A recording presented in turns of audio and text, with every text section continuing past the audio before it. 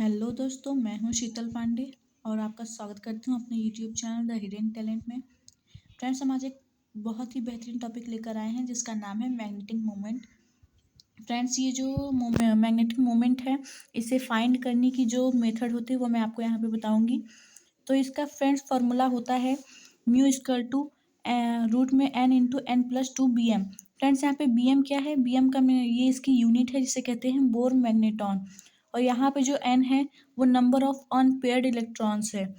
और ये सिर्फ पैरामैग्नेटिक कंपाउंड्स या मॉलिक्यूल्स के लिए होता है, क्योंकि फ्रेंड्स जो डायमैग्नेटिक होंगे उनमें अनपेयर्ड इलेक्ट्रॉन्स नहीं होंगे। तो आप n की वैल्यू ज़ीरो रखेंगे तो आपको मिलेगा क्या?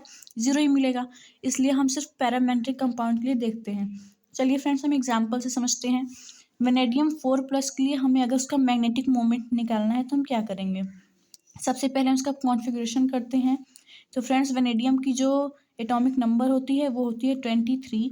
यानी कि जब हम इसका कॉन्फ़िगरेशन करें तो यहाँ पे 3d3 और 4s2 आएगा लास्ट में। और फ्रेंड्स, जब हम वेनेडियम 4+ की बात करेंगे तो यहाँ पे जो 4s2 है वो ख़त्म हो जाएगा, यानी कि 2 इलेक्ट्रॉन इसने दे दिया।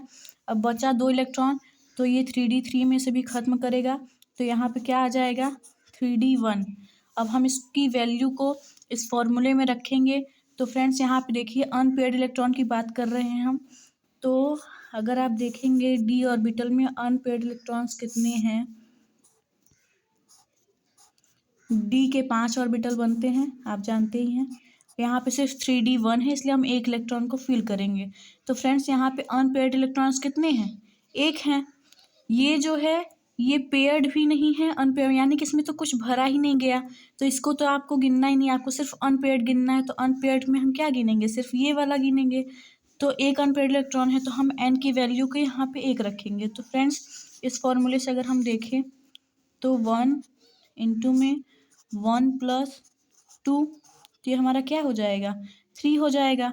तो √3 bm में इसकी वैल्यू आ जाएगी।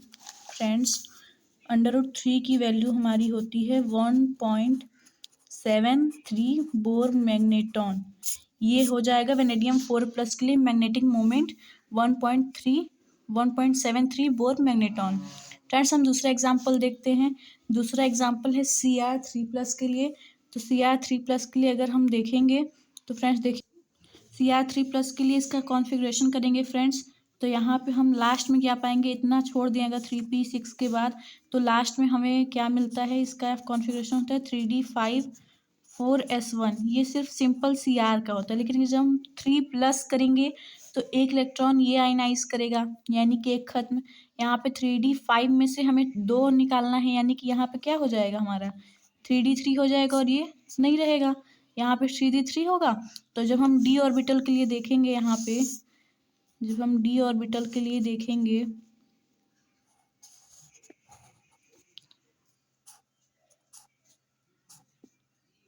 तो फ्रेंड्स, हम 3 इलेक्ट्रॉन्स देंगे यहाँ पे, बिकॉज यहाँ पे लास्ट में क्या है? 3d3। तो हमारा यहाँ पे 3 अनपेयर्ड इलेक्ट्रॉन्स है। तो फिर से हम अनपेयर्ड इलेक्ट्रॉन्स को देखेंगे, तो इसमें हम रखेंगे फाइंड वैल्यू, रखेंगे एन पे। क्या होता है वैल्यू? फॉर्मूला। तो हम इसकी जगह पे रखेंगे 3 इंटू में 3+2 हो जाएगा 5, और 5 इंटू में 3 यानी कि 15। तो ये हो जाएगा √15 का वैल्यू आपको निकालना हो तो आप निकाल सकते हैं, वरना इसकी मैं डायरेक्ट वैल्यू बताऊं तो आएगा 3.87 बोर मैग्नेटॉन। और फ्रेंड्स, हम तीसरा एग्जांपल देखते हैं हमारा Mn2+ के लिए। तो इसका भी हम अगर लास्ट शेल के लिए देखें तो यहाँ पे होगा हमारा 3d5 4s2। और यहाँ पे कहा है इसने Mn2+ के लिए, तो 2+ के लिए ये हमारा ख़त्म हो जाएगा, यानी कि यहाँ पे सिर्फ 5। तो हम डी में अगर देखेंगे, डी के लिए अगर देखेंगे हम,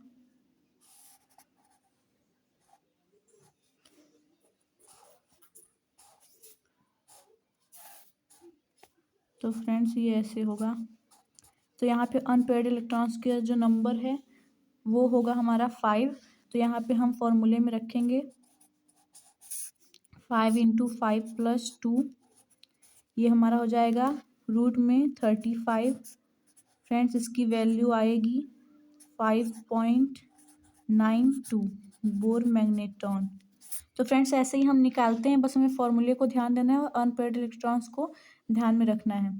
फ्रेंड्स एक जेई और नीट में क्वेश्चंस आते हैं इसके, वो इस तरीके के तो नहीं होते, लेकिन फ्रेंड्स मैं आपके लिए क्वेश्चन लेकर आई हूँ, वो इस तरीके के आते हैं कि magnetic moment of copper equal to 1.78 Bohr magneton.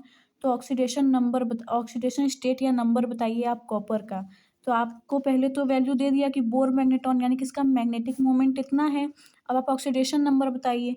तो आप क्या करेंगे, आपको सिंपल से सोचना है कि जब इसका मैग्नेटिक मोमेंट इतना है, तो मैग्नेटिक मोमेंट तब ही होता है जब अनपेयर्ड इलेक्ट्रॉन्स उसमें होंगे। तो अनपेयर्ड इलेक्ट्रॉन्स किस में होते हैं, तो सी यू कितने ऑक्सीडेशन स्टेट दिखाता है, जानते हैं आप, ये डी ब्लॉक एलिमेंट है, डिफ्रेंशिएट करेगा तो सी यू प्लस दिखाता है और सी यू टू प्लस दिखाता है। और फ्रेंड्स यहाँ पे ये इस वैल्यू से भी एक रिलेशन है कि अगर वैल्यू में 1 पॉइंट आ रहा है तो उस एलिमेंट में एक अनपेयर्ड इलेक्ट्रॉन्स होंगे। अगर 2 पॉइंट में कुछ वैल्यू दिया है तो 2 अनपेयर्ड इलेक्ट्रॉन्स होंगे। मैंने यहाँ पे चार्ट बनाया, मैं आपको दिखाती हूँ। ये देखिए नंबर ऑफ अनपेयर्ड इलेक्ट्रॉन्स और बोर मैग्नेट्रॉन उसका जो होगा। फ्रेंड्स अगर एक अनपेयर्ड इलेक्ट्रॉन है तो उसका वैल्यू 1.73, 2 है तो ऐसा, 3 है तो ऐसा, 4 है तो ऐसा, अगर 5 अनपेयर्ड इलेक्ट्रॉन्स है तो ऐसा। इसके नियर अबाउट में कुछ भी आ सकता है, बट 5 के पॉइंट में ही आएगा। तो यहाँ पे 1.78 बोर मैग्नेट्रॉन है। तो आप इससे तो पता ही चल गया कि एक अनपेयर्ड इलेक्ट्रॉन की बात कर रहा है। तो सी यू प्लस में और सी यू टू प्लस में किस में अनपेयर्ड इलेक्ट्रॉन होते हैं, सी यू के लास्ट में आता है हमारा 3d10 4s1।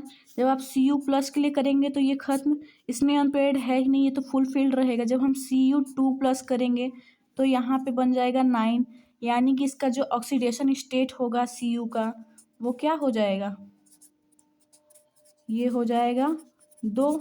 और फ्रेंड्स एक क्वेश्चन इसी पे आप और देख लीजिए, जो एफ ई का है बोर मैग्नेट्रॉन वो 5.9 है, इसका ऑक्सीडेशन स्टेट क्या होगा।